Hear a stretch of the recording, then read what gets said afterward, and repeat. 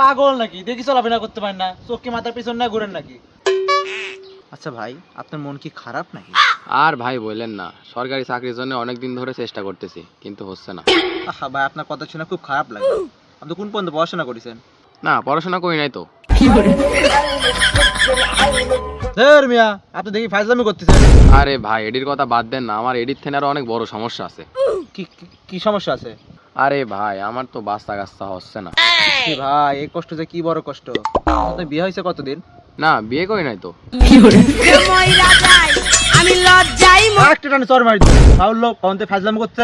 আরে ভাই, আপনি রাগ করতেছেন কে? আমার এর থেকে বড় সমস্যা তো আপনাকে কইলামই না।